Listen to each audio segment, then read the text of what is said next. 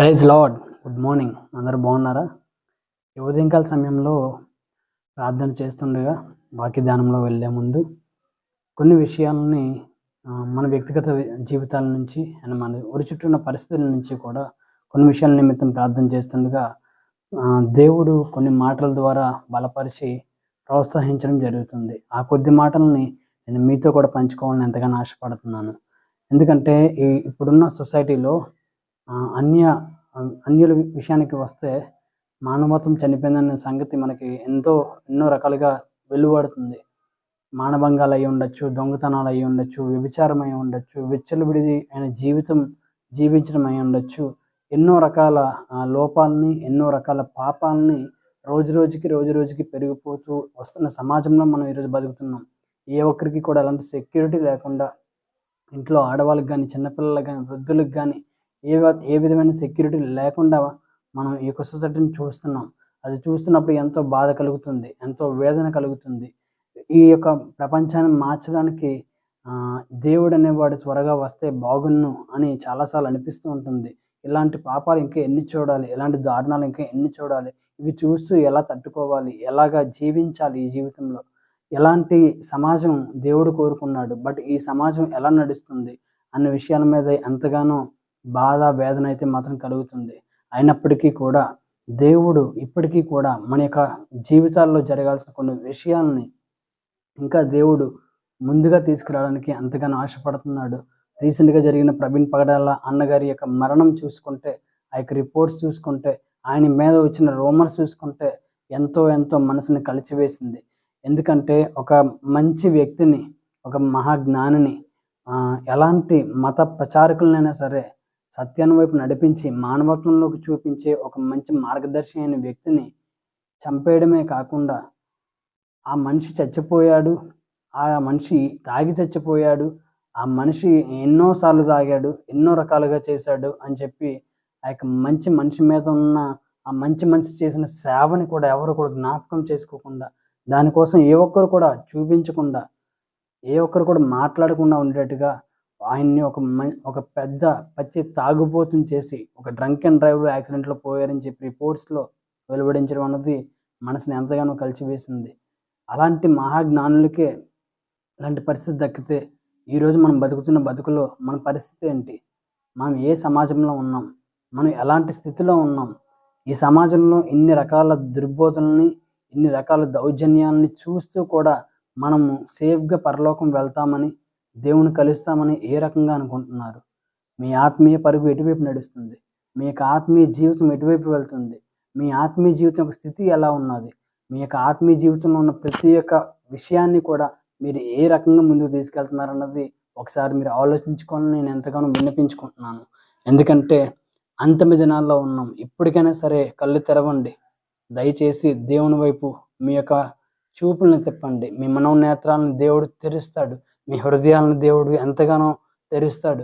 దేవుడు చేయాలనుకుంటున్న ఉద్దేశాలని, దేవుడు తల్లి గర్భంలో ఉన్నప్పుడే మిమ్మల్ని నిర్మించుకున్న ఉద్దేశాలని ఏవైతే ఉన్నాయో ఆ యొక్క ప్రతి ఉద్దేశాన్ని కూడా దేవుడు సఫలపరచడానికి ఎంతగానో ఇష్టపడుతున్న దేవుడు మీరు ఈ పరిస్థితిలో ఎలా ఉన్నా సరే, మీ యొక్క వ్యక్తిగత జీవితాల్లో, మీ ఆత్మీయ జీవితాల్లో మీరు అడిగంటిపోయినా సరే మీలాంటి వాళ్ళందరినీ కూడా ప్రోత్సహించడానికి మాలాంటి వాళ్ళు ఎంతోమంది ఉన్నారు. ఇప్పటికి నేను ఆంధ్ర వచ్చి 3 సంవత్సరాలు అవుతుంది. ఉద్యోగం చేస్తూ పరిచర్లో వాడబడుతున్నందుకు దేవునికి, అలాగే మీ ప్రార్థనకి నేను ఎంతగానో రుణపడి ఉన్నాను. వందనాలు తెలుపుకుంటున్నాను. ఇప్పటికైనా సరే సమాజంలో జరుగుతున్న ప్రతి ఒక్క అక్రమాన్ని, అన్యాయాన్ని కూడా తుడిచివేయాలంటే అది కేవలం దేవునిలో వెలిగించబడిన క్రైస్తవుల వల్ల మాత్రమే జరుగుతుందని నేను గట్టిగా నమ్ముతున్నాను. ఒకప్పుడు ఏదైతే ఒక కాస్ట్ వ్యవస్థ ఈ యొక్క ఇండియాని పరిపాలించి ఎంతో భ్రష్టులుగా మనుషుల్ని మానవహితంగా చూసిందో, పశువుల కన్నా దారుణంగా చూసిందో అంబేద్కర్ కాలంలో మనం చూసాం. అంబేద్కర్ గారు చేసిన ఒక పోరాటము మత పోరాటం కాదు, కానీ ఆయన ఒక మానవత్వాన్ని, మానవ హక్కుల్ని మనుషులకి, మానవులందరికీ కూడా సమానంగా అందించడానికి ఎంతగానో ప్రయత్నించారు. ఆల్రెడీ ఆ యొక్క విషయాల్లో క్రైమ్ చెల్లించిన వాళ్ళ పితరులు ఏవైతే ఉన్నారో వాళ్ళకి స్వతంత్రాన్ని తీసుకురావడానికి ఆయన చేసిన ప్రతి ఒక్క పోరాటము నన్ను ఎంతగానో ఇన్స్పైర్ చేసింది. ఆయనే కాదు, ఇలా ఎంతోమంది ఉన్నారు. ఒక సాధు సుందర్ సింగ్ గారు ఒక సింగ్ మతం నుంచి వచ్చి క్రైస్తవ లోకానికి ఒక వెలుగు చూపించారు. ఒక ఇంగ్లాండ్ జాన్ వెస్లీ గారు ఒక ప్రార్థనాపరుడిగా ఉండి ఒక ప్రార్థనతో తన భూమి పునాదులను కూడా పెక్కలించగలిగే ఒక శక్తిని తీసుకొచ్చారు రిచర్డ్ ఓమ్ బ్రాండ్ గారు. ఆయన యొక్క జీవితం చదివినప్పుడైతే మాత్రం ఈరోజు ఈ భూమి మీద మనం చేస్తున్న ప్రతి ఒక్క సేవ, మనం పడుతున్న ప్రతి ఒక్క కష్టం కూడా ఆయన యొక్క కష్టాలతో పోల్చుకుంటే ఆ ఛాయలకి కూడా వెళ్ళవండి. ఎందుకంటే కమ్యూనిస్ట్ వివాదంలో ఎంతో దుర్మార్గంగా, ఎంతో కిరాతకంగా, ఎంతో నీచంగా వాళ్ళని ఎంతగానో శిక్షించి, బాధింపజేసి, రోధింపజేసి, ఒక రకంగా టార్చర్ చేసి వాళ్ళ జీవితాలను దేవుని కోసం నించుని వెళ్ళారు. ఎన్నో విషయాలు ఆయన ద్వారా ఎన్నో నేర్చుకున్నాం. ఆ యొక్క బుక్‌ని చదువుతున్నప్పుడైతే మాత్రం ఇప్పటికీ కూడా నాకు గూస్ బంప్స్ వస్తుంటాయి. అసలు నిజంగా ఎలాంటి ఇంత భయంకరమైన విషయాల్లో కూడా వీళ్ళు దేవుణ్ణి ఎలా పట్టుకున్నారు? అసలు ఆ దేవునికి మహిమ అంతగా ఉంటుందా? నిజంగా దేవుడు ఆ రకంగా కూడా దర్శిస్తాడా? నిజంగా దేవుని యొక్క ఉగ్రత మనుషుల మీద పడుతున్నప్పుడు ఆ యొక్క మనుషులు ఏ రకంగా కాలిపోతారు? మనుషులు ఏ రకంగా ఇబ్బంది పడతారు? ఏ రకంగా వ్యాధులకు గురవుతారు? ఏ విధంగా బాధలకు గురవుతారన్న విషయాన్ని చదువుతున్నప్పుడు నిజంగా ఎంతో భయంగా ఉంటుంది. అలాంటి ఉగ్రత దినాల్లో ఈరోజు మనం ఉన్నాం. అలాంటి అప్పుడు మన యొక్క విషయాలు ఏవైతే ఉన్నాయో, మన యొక్క వాగ్దానాలు ఏవైతే ఉన్నాయో, తల్లి గర్భంలో నిర్మించుకున్న మన యొక్క పరిస్థితులు ఏవైతే ఉన్నాయో, దేవుని యొక్క చిత్తం ఏదైతే ఉందో అది కనిపెట్టాల్సిన పరిస్థితి ఈరోజు మనందరికీ కూడా మన కళ్ళ ముందే ఉంది. ఇప్పటికైనా సరే కళ్ళు తెరుచుకోండి. మీ యొక్క వ్యక్తిగత జీవితాల్లో, మీ ఆత్మీయ జీవితాల్లో, మీ ప్రార్థన జీవితంలో, మీ యొక్క వాక్య జీవితంలో మీరు ఏ వైపున అడుగేస్తున్నారు? మీ యొక్క అడుగులు ఎటువైపు వెళ్తున్నాయి? మీ యొక్క శరీరము, మీ యొక్క ఆత్మ దేని యందు ఎక్కువగా ఆనందిస్తుంది? దేని యందు మిమ్మల్ని ముందుకు నడిపిస్తుంది? దేవుని యొక్క చిత్తంలో, దేవుని యొక్క మార్గంలో నడుస్తున్నారా? లేదంటే నడుస్తున్నాం అనుకుంటున్నారా? ఒకసారి మీరు క్రాస్ చెక్ చేసుకోండి. ఖచ్చితంగా మీరు చూడాల్సిన సమయం, మీరు కళ్ళు తెచ్చుకోవాల్సిన సమయం నేడే వచ్చింది. ఇక ఆలస్యం చేయక ప్రతి ఒక్కరు కూడా మీ యొక్క ఆత్మీయ జీవితాలని కడముట్టించుకోండి.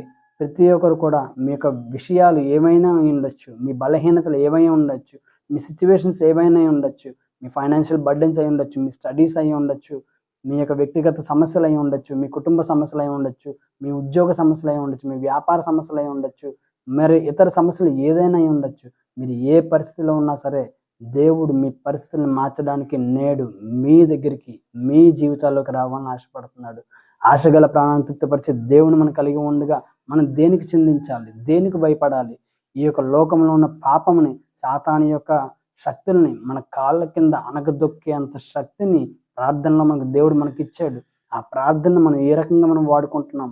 ఆ యొక్క శక్తుల్ని పోరాడి జయించడానికా? లేదంటే ఆ శక్తులకి మనం లొంగిపోవడానికా? ఎలాంటి పరిస్థితుల్లో మనం ఉన్నాం? ఒకసారి ఆలోచించండి నా ప్రియ సహోదరి, సహోదరులారా.